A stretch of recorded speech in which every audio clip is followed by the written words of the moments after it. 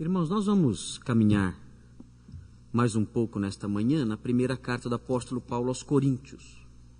Nós estamos estudando essa carta já há várias semanas e hoje vamos ler o texto que vai do versículo 6 até o versículo 21, que é um texto que abrange grande parte do capítulo. Na verdade, vamos terminar esse capítulo hoje. 1 Coríntios 4, de 6 a 21.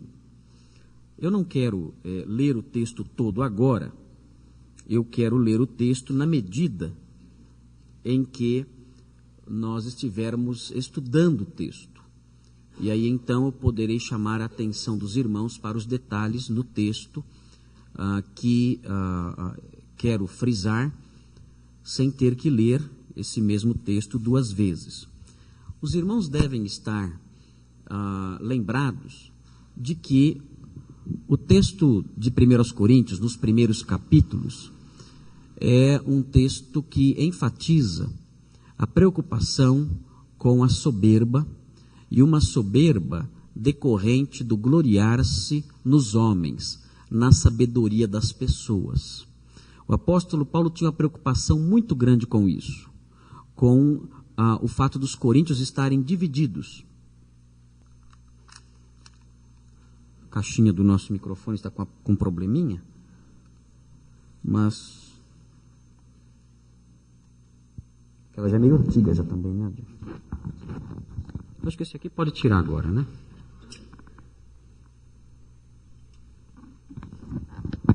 Pronto, acho que todo mundo está me ouvindo agora? Não? Ninguém está me ouvindo. Vocês estão me ouvindo. O apóstolo Paulo tem uma preocupação muito grande com a soberba presente nos coríntios, de uma soberba curiosa. Os coríntios, eles se exaltavam e eles se inflavam, por assim dizer, né? A ideia da soberba é essa, é alguém se inchar, se inflar. E eles se inflavam, se orgulhavam, se tornavam soberbos, baseando essa soberba deles, esse orgulho deles, nas pessoas. Eles se dividiam em grupos pequenos e se orgulhavam de serem seguidores deste ou daquele homem, deste ou daquele líder. E isso era estimulado dentro da igreja. E existia soberba, essa soberba fazia com que eles se tratassem com desprezo. Claro, o homem soberbo, ele vê os outros como inferiores a ele. E essas pessoas, esses grupos tão cheios de soberba, desprezavam-se mutuamente, não havia unidade na igreja, não havia união na igreja, não havia amizade na igreja. Essa soberba cegava os olhos dos coríntios para outros problemas terríveis que lá aconteciam. Existiam problemas de imoralidade que nem entre os pagãos incrédulos, pessoas que não conheciam a Deus, nem essas pessoas admitiam esse tipo de imoralidade que acontecia em Corinto.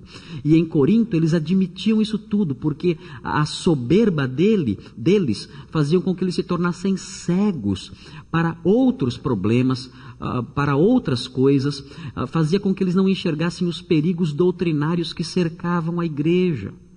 Eles só olhavam para si mesmos, andavam ensoberbecidos, achando que eram a nata da sabedoria, achando que eram a elite espiritual, achando que eram homens e mulheres extraordinários, de uma inteligência, de uma sabedoria, de um conhecimento, de uma profundidade sem limites. Era assim que eles se viam. O apóstolo Paulo via nisso um desvio da palavra de Deus, porque a palavra de Deus condena abertamente a soberba.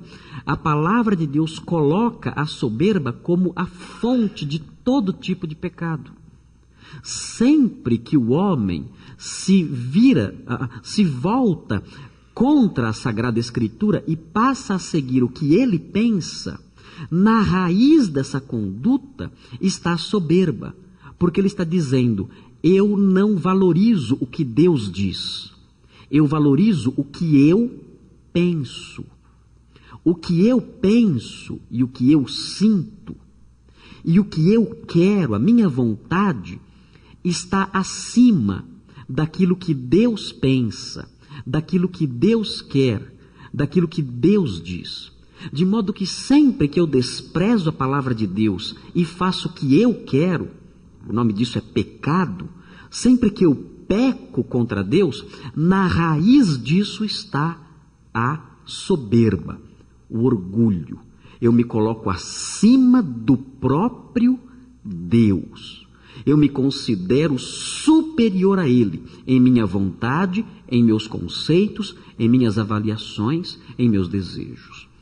O apóstolo Paulo diz: quando vocês se ensoberbecem, vocês se afastam da Sagrada Escritura, que condena a soberba. De modo que todo esse procedimento de vocês é um procedimento mundano. São os homens do mundo que agem assim. São os homens do mundo que se gloriam em líderes, em pessoas. São eles que fazem isso. Vocês não devem agir desse modo. Vocês, em vez de vocês ficarem elogiando as pessoas ou reprovando as pessoas, vocês devem aguardar o dia em que o Senhor vai voltar. Nesse dia, Ele vai avaliar cada um. Nesse dia, Ele saberá o que motivou cada um. Nesse dia, Ele vai recompensar cada um de acordo com a verdade, não de acordo com as aparências. Então aguardem e não julguem nada antes do tempo. O apóstolo Paulo prossegue tratando do assunto da soberba. Ele vai terminar esse assunto agora aqui no capítulo 4, e ele vai agora no finalzinho dos versículos 6 até o versículo 21, o apóstolo Paulo vai mostrar que a soberba, e principalmente no modo como ela estava se manifestando na igreja de Corinto, a soberba nos isola, a soberba nos afasta, a soberba faz com que nós nos distanciemos de certas coisas. E o apóstolo Paulo vai mostrar isso aqui. Eu coloquei a mensagem central, acho que o fundo ficou muito escuro aqui, né? A soberba afasta o crente dos instrumentos que Deus usa para conduzi-lo à maturidade espiritual. Vê se dá para colocar em branco essa frase, para que todos vejam com maior clareza. Está muito... Na tela fica de um jeito, mas na tela do computador fica de um jeito, mas agora sim dá para ver melhor. A soberba afasta o crente dos instrumentos que Deus usa para conduzi-lo à maturidade espiritual. Os crentes de Corinto, o apóstolo Paulo diz que eles eram imaturos.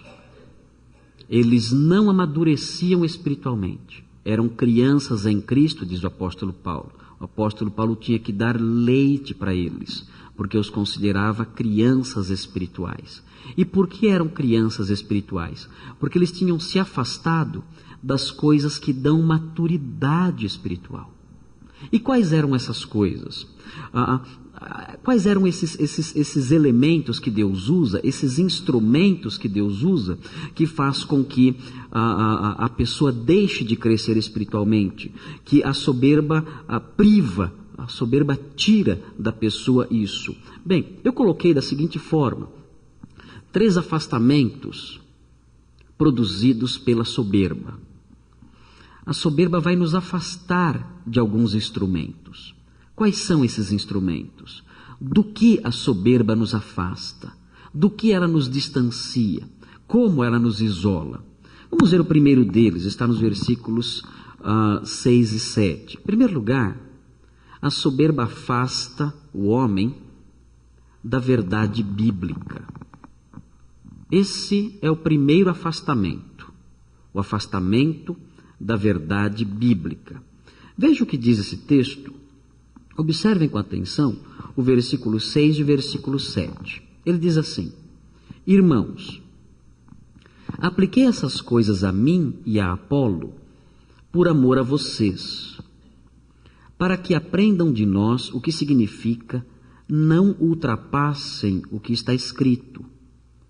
Assim, ninguém se orgulha a favor de um homem em detrimento de outro. Pois quem torna você diferente de qualquer outra pessoa? O que você tem que não tenha recebido? E se o recebeu, por que se orgulha? Como se assim não fosse. O apóstolo Paulo inicia dizendo que ele, nos versículos anteriores, ele usou o nome dele e o nome de Apolo de maneira figurada. Parece que ele quer usar o nome, que ele usou o nome dele, o nome de Apolo de modo figurado, porque os pivôs do problema lá em Corinto eram outras pessoas. Quando ele fala de modo figurado que ele plantou, né? Apolo regou, Deus dá o crescimento, é uma forma figurada de falar. E pode dar a impressão que ele e Apolo eram oponentes. Então o apóstolo Paulo diz, olha, tudo isso que eu estou dizendo é uma figura apenas de linguagem. O que eu quero dizer para vocês, o que eu quero mostrar para vocês, é que vocês devem aprender a não se desviar do que está escrito. A Bíblia condena o afastamento dela.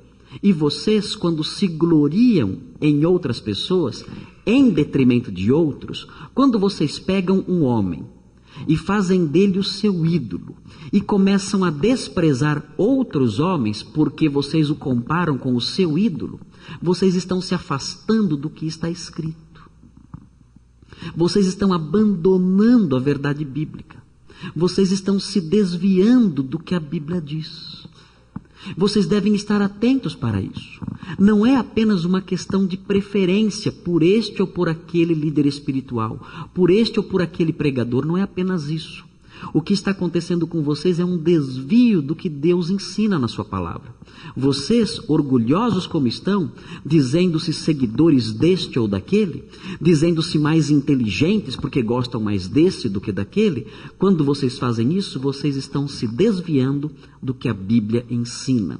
Vocês estão se desviando, ultrapassando o que está escrito. E é sempre assim. Sempre que nós nos orgulhamos, nós nos desviamos da Sagrada Escritura. O homem orgulhoso, ele não ouve a Sagrada Escritura. Ele não ouve. Você apresenta a Sagrada Escritura para ele, ele não quer ouvi-la.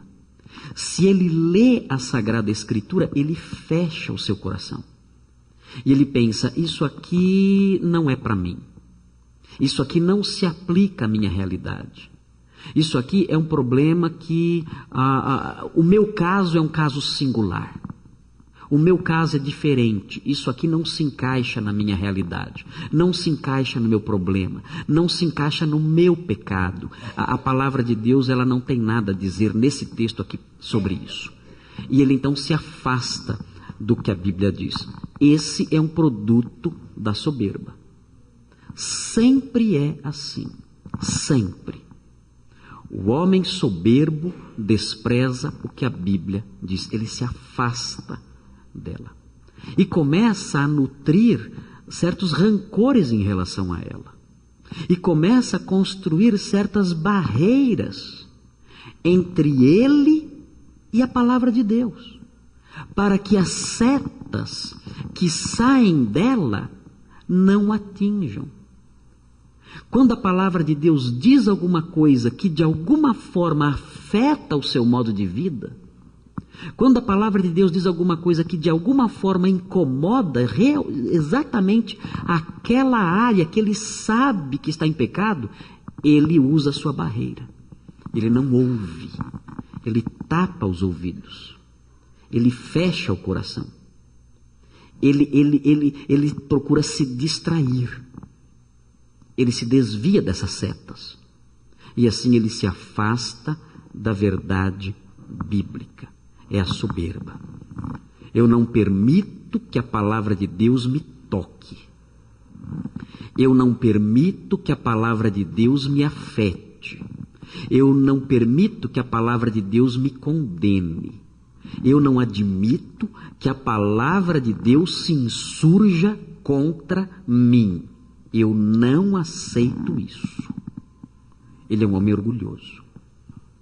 Ele está acima de Deus. A sua soberba cegou os seus olhos. Ele não tolera que ninguém, nem nada, nem mesmo a Santa Escritura o atinja absolutamente. Por isso ele se afasta dela. Não a ouve, não a lê, e quando ouve algo sobre ela, ele fecha o seu coração, tapa seus ouvidos e se afasta. Você já fez isso alguma vez? Você já se afastou do que a Bíblia diz, desviando-se dela? Quando as setas que dela procedem foram dirigidas para o centro do seu problema, para o centro do seu pecado, o que você fez? Você se deixou acertar? Você se deixou alvejar? Ou você se desvia, tapa os ouvidos, procura se distanciar, se distrair, apagar? Como você faz? Se você se desvia, se você não se deixa alvejar por ela, se você não permite que ela sangre você e machuque você, você é um homem, uma mulher orgulhoso, orgulhosa. Você se coloca acima da Sagrada Escritura, tão acima que fica longe dela, bem longe dela. Não a aceita, não a tolera. Você ama mais a si mesmo e aos seus pecados do que a ela. É um homem orgulhoso. Mas há um outro afastamento. É o afastamento da visão correta de si mesmo. Eu coloquei essa figura aqui, essa foto desse pavão, porque eu acho que o pavão tem um ego bem inchado. Eu acho que de todos os bichos, o pavão deve ser o mais orgulhoso que tem. Pelo menos as pessoas usam o pavão como um símbolo do orgulho, né? Eu acho que ele pensa que ele é muito bonito, o pavão. Eu acho que ele se acha lindo, o pavão. Ele deve se olhar no espelho toda manhã, né? E dizendo, como eu sou bonito, eu sou demais. Quem é semelhante a mim, dentre todos os seres terrestres? Né? Quem é semelhante a mim? Né? Eu acho que o pavão, se ele orasse, todo dia ele ia agradecer a Deus por ter nascido pavão. Né? Tão orgulhoso que ele é. Quando a gente passa perto dele, ele abre aquelas penas todas, né? Dizendo, olha aqui quem eu sou. Tá vendo como eu sou bonito? Né? E abre aquela cauda enorme, né? Toda enfeitada. Né? Olha a coroinha dele, que linda. Ali, né? Chapeuzinho dele, é uma coroinha aquilo, o que é aquilo? Né? Ele é uma crista, né? É uma crista. Parece algumas pessoas que saem em carro alegórico, saem assim, né? Umas pessoas que saem em carro alegórico ficam assim, meio parecido com o pavão. Mas, no caso, o pavão fica um pouco mais bonito do que aquelas pessoas que saem em carro alegórico, né? Mas olha a crista dele, toda enfeitadinha, brilhante e tudo mais. Né? A soberba faz com que nós nos afastemos da visão correta sobre nós mesmos. Nós perdemos de vista quem nós realmente somos e não conseguimos enxergar a nossa miséria. Não conseguimos enxergar a nossa pequenez. Não conseguimos enxergar os nossos defeitos. Não conseguimos enxergar o quão nós somos pequenos, fracos, pobres, nus. Nós não vemos isso. Somos soberbos. Nós nos afastamos da visão correta de nós mesmos. Observe com atenção o texto que vem agora. Veja o versículo 8. Olha como o apóstolo Paulo aqui o apóstolo Paulo escreve com uma ironia que até dói. O apóstolo Paulo escreve com uma ironia mordaz. Veja o que ele diz aqui. Vocês já têm tudo o que querem. Já se tornaram ricos. Será que isso aqui era a realidade? O apóstolo Paulo está descrevendo como eles se viam. Como eles se viam. Ricos, gloriosos, chegaram a ser reis. e sem nós. Como eu gostaria que vocês realmente fossem reis, para que nós também reinássemos com vocês. E aí ele continua: porque me parece que Deus nos colocou a nós, os apóstolos, em último lugar, como condenados à morte. Vocês estão se gloriando em nós? Vocês estão nos enaltecendo? Vocês, majestades, estão nos enaltecendo? Vocês estão firmando a sua grandeza, a sua glória em nós? Interessante.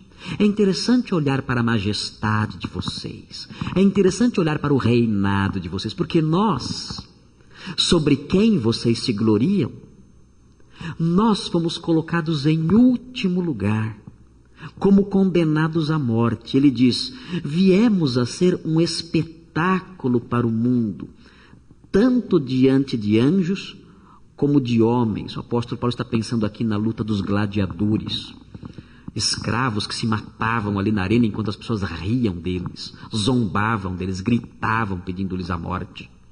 O apóstolo Paulo fala: nós somos esse tipo de gente, nós somos considerados esse tipo de gente, a escória, lá como um espetáculo para a plebe. É isso que nós somos. É interessante, majestades, o modo como vocês se gloriam em nós, nós que somos tão pequenos, nós que não somos nada. E ele continua dizendo, observem: nós somos loucos por causa de Cristo, mas vocês são sensatos. Vocês são sensatos. Nós somos loucos, vocês não. Vocês são sensatos em Cristo. Nós somos fracos, mas vocês não. Vocês são fortes. Vocês são muito fortes. Eu admiro a força de vocês e a sensatez de vocês. Como vocês são fortes e como vocês são sábios. E ele continua: vocês são respeitados, mas nós somos desprezados. E ele volta a frisar quem são os apóstolos em quem eles se gloriavam.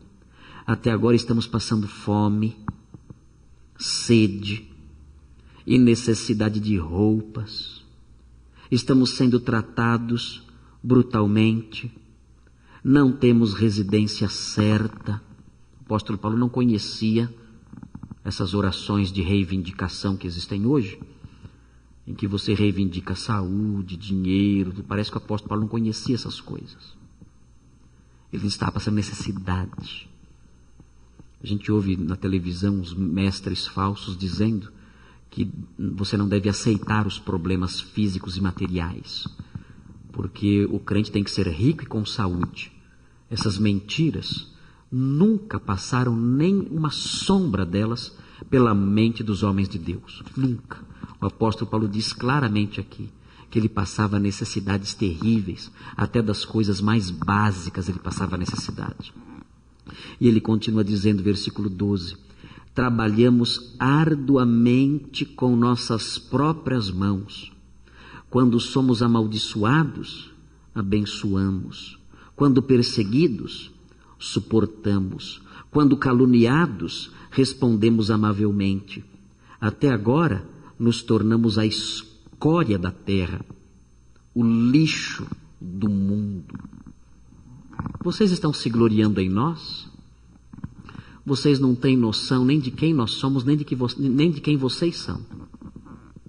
Vocês se gloriam em nós e acham que são reis, sábios, fortes. Vocês são cegos.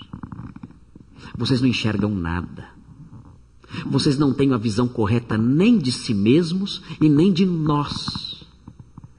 Vocês se gloriam em nós? Nós somos o lixo do mundo. Vocês pensam que são grandes? Vocês não são nada. Quem dera vocês fossem grandes. Quem dera vocês fossem reis. Mas vocês têm essa visão errada sobre nós e sobre vocês, porque vocês são soberbos. E a soberba cegou os olhos de vocês. Vocês são incapazes de enxergar quem vocês realmente são. Vocês são crianças, fracos, pobres, tolos. Não há sabedoria em vocês, não há riqueza em vocês, não há grandeza em vocês, não há nobreza e não há nada disso em vocês. Mas vocês não enxergam isso. Vocês acham que são o máximo e não conseguem nem mesmo enxergar a pequenez daqueles sobre quem vocês se gloriam. Soberba faz isso. A pessoa não consegue enxergar os seus defeitos. Ela não consegue enxergar as suas falhas. Ela não consegue ver o quanto ela é miserável, o quanto ela é pobre, quanto ela está distante daquilo que Deus quer. Que conceito você tem de você? Que nota você dá para você? Você tem um conceito alto de você? Você se julga sábio, espiritual, grande conhecedor da verdade? Alguém que reina sobre os demais? Você olha para você em relação aos outros membros da igreja e se considera alguém de um nível elevadíssimo? Alguém acima dos demais? É assim que você se considera? Se você se considera assim, você é cego, e é cego porque a soberba deixou você cego. Esqueça isso. Esqueça essa visão errada de si mesmo. Ninguém é superior aos demais. Ninguém está acima dos demais. E essa visão é fruto de uma soberba que cega a pessoa para a visão correta acerca de si mesmo, para os fatos acerca de si mesmos. Os homens mais maduros espiritualmente, conhecidos na história eclesiástica, eram homens que tinham uma profunda consciência da sua miséria. E quanto mais eles cresciam espiritualmente, mais consciência eles tinham da sua miséria.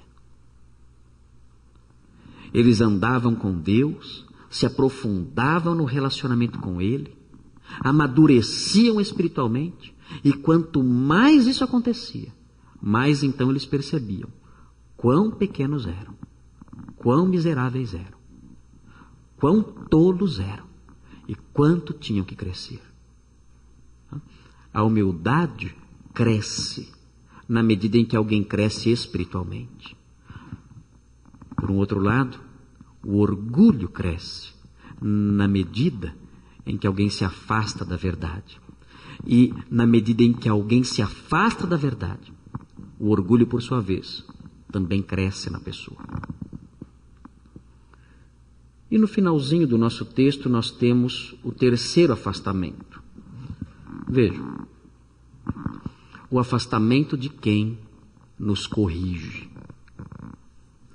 Quando alguém é orgulhoso, ele se afasta da verdade bíblica, ele se afasta da visão correta sobre si e ele se afasta de quem o corrige. Ele foge de quem o corrige. Vejam o versículo 14.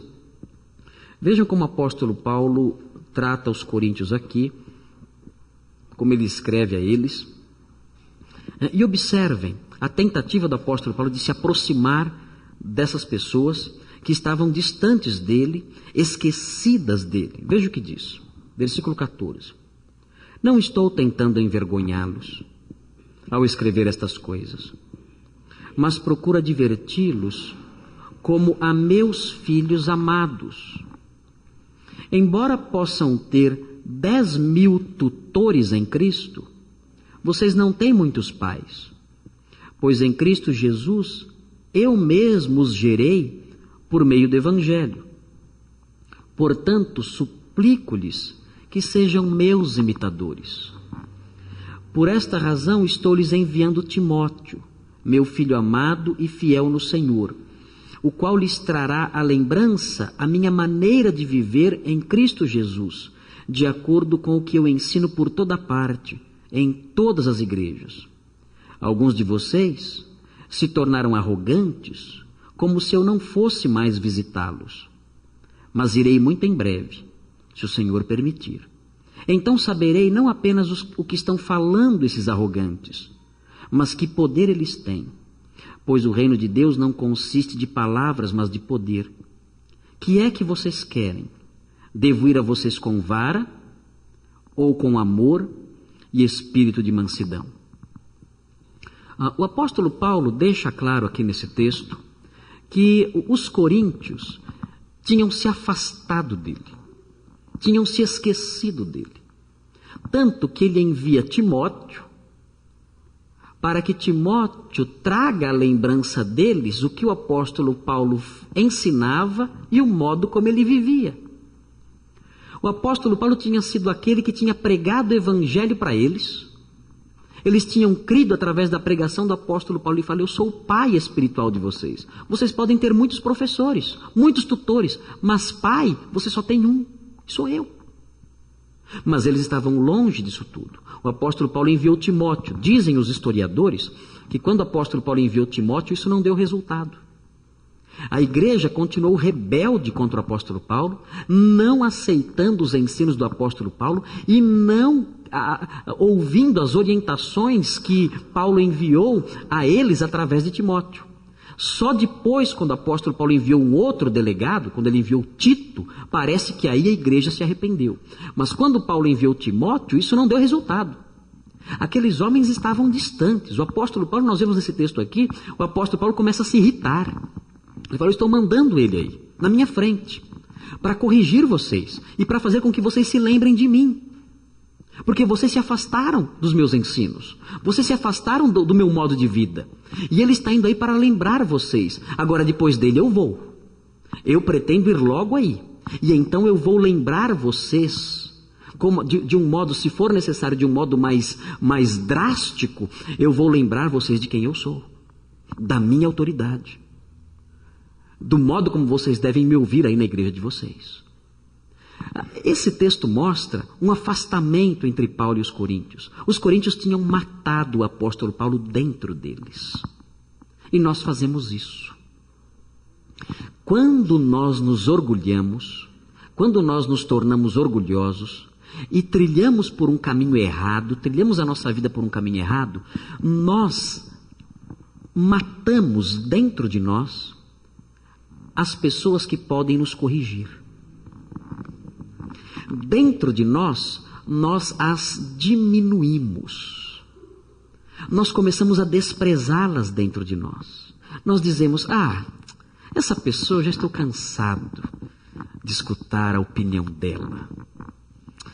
Essa pessoa, olha, eu já estou por aqui dos incômodos e dos inconvenientes que ela me causa com as suas exortações, com as suas broncas, com o fato dela pegar no meu pé. Já estou por aqui disso. Essa pessoa, olha, ela não é também tudo isso aí também não. Nós começamos a diminuir essa pessoa dentro de nós. E mais, começamos a nos afastar dela. Nós não queremos mais vê-la. Nós nos desviamos. Porque sabemos que aproximar-se dela é perigoso, é ameaçador. Ela pode nos perguntar algo mais ou menos assim: como você vai? Como está a sua vida? E nós não queremos que ela pergunte. Nós não queremos que ela vasculhe algo em nós. Nós temos medo de nos entregar. Nós temos medo que ela perceba um titubear na nossa resposta. Nós temos medo que ela leia alguma coisa nas entrelinhas. Nós temos medo que ela olhe para nós de uma maneira que crie em nós um temor dela descobrir o nosso segredo, dela descobrir o nosso pecado. Então o que nós fazemos? Eu vou me afastar dela. Não vou ficar perto. O apóstolo Paulo está onde? Está lá em Éfeso, deixa ele lá. Deixa ele bem longe. Ele vai vir aqui? Ai, essa não. Ele vai vir aqui. Não é possível. O que vamos fazer? E se ele vier mesmo? É o medo da aproximação. Os irmãos estão vendo essa porta aqui? Estão vendo essa porta? Essa porta é uma bênção. Uma grande bênção essa porta. Sabe por quê? Vou dizer por quê. Porque quando alguém está fazendo coisa errada, está se afastando de Deus, sabe o que a pessoa faz? Quando acaba o culto, ela sai por essa porta. Sabiam disso? Vocês não sabiam disso? Essa é a porta de emergência da igreja. É essa aqui. Ela escapa por ali. O dia que o pastor ficar aqui para cumprimentar e fechar lá, aí é pela janela. Aí ou entra aqui, espera apagar as luzes, passa a noite aqui, mas eu não posso passar pelo pastor. Eu não posso cumprimentar o pastor de modo nenhum. Eu tenho que dar um jeito. Eu tenho que me desviar. Porque se eu passar por ele e ele disser para mim: você não estava domingo passado na igreja, o que eu vou fazer? E se eu passar por ele, ele já sabe de alguma coisa. Vai que já contaram. Então, essa é a tendência. É a porta. A bênção. Desce, toma um café e... Quando isso acontece uma vez, tudo bem. Mas quando isso acontece um mês, tem coisa errada. Quando a porta é usada por um mês, tem coisa errada aí. Eu já fico atento. Tem algo errado. Um mês que não passa por aqui. As ovelhas não passam na frente do pastor, se escondem. Tem algo errado. O que será? Esse é um sinal. Eu estou falando sério, é um sinal. É um sinal de que eu não quero me deparar com alguém que pode me corrigir. Mas isso não é feito só com o pastor. Isso é feito com qualquer pessoa que exorta. Qualquer pessoa que tem aquele dom de corrigir, de exortar, de mostrar o erro, essas pessoas todas são afastadas. Ah, não. Ah, lá vem ele. Ah, lá vem ela. Não, deixa eu me afastar. É isso que a soberba faz. Ela afasta a pessoa de quem a corrige. E o que sobra disso? Que esperança há para o soberbo? Que esperança há? Ele está longe da palavra de Deus? Ele está longe do bom senso? Da visão correta sobre si? Ele está longe de quem pode corrigi-lo? Onde vai dar o seu caminho? Todos os elementos que Deus usa para corrigi-lo.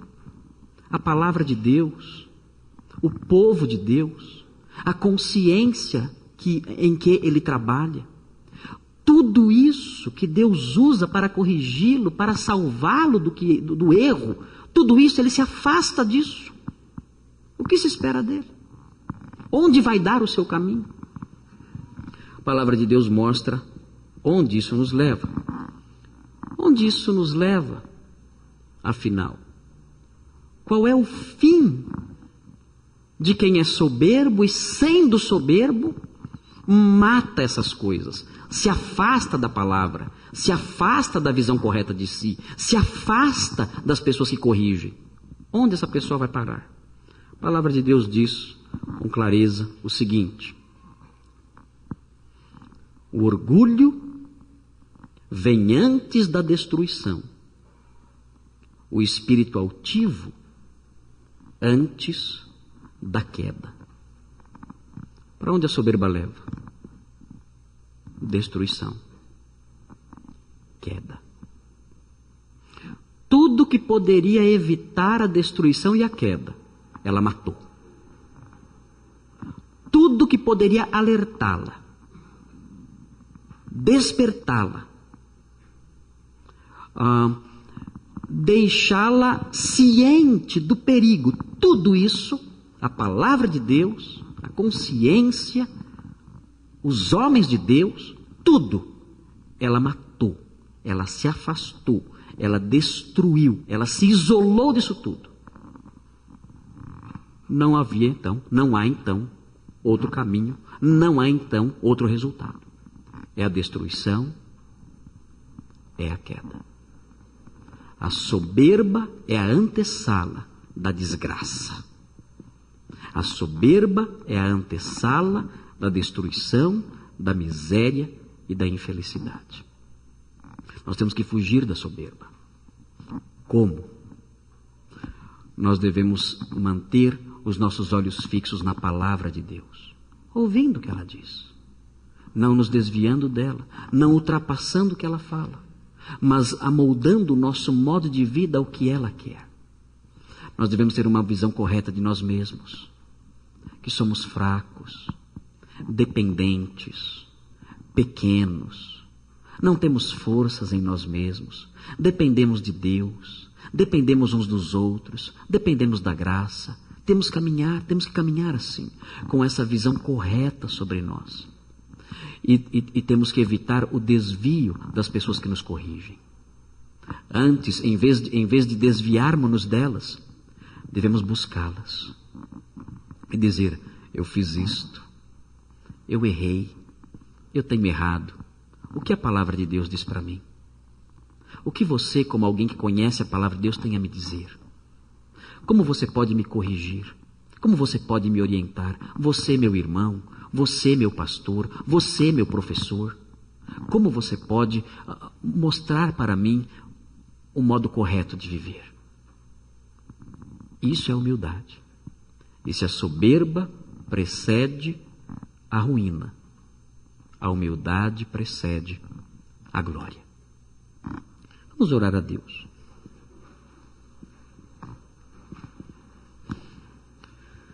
Senhor, nós vemos no exemplo dos crentes de Corinto, nós vemos um modo de vida e um modo de pensamento que não deve ser imitado por nós. Porque orgulhosos como eram, eles se afastaram da Sagrada Escritura, eles se afastaram da visão correta sobre si mesmos, eles se afastaram daqueles que poderiam corrigi-los. Ó Deus, e a que situação caótica aquela igreja chegou, por causa desse orgulho. Nós queremos pedir que o Senhor nos ajude e nos livre disso. Que o Senhor nos liberte do orgulho que nos afasta dos instrumentos que o Senhor usa para promover a nossa maturidade. Que o Senhor nos livre do desvio, que o Senhor nos livre de um pensamento errado sobre nós mesmos, que o Senhor nos livre do afastamento daqueles que o Senhor colocou na nossa vida para nos corrigir, nossos pais, nossos irmãos, nossos pastores. Ajuda-nos para que sejamos humildes e todas essas coisas que mencionamos, que estudamos aqui no texto, não se concretizem na nossa vida. Pedimos essas bênçãos em nome de Jesus. Amém.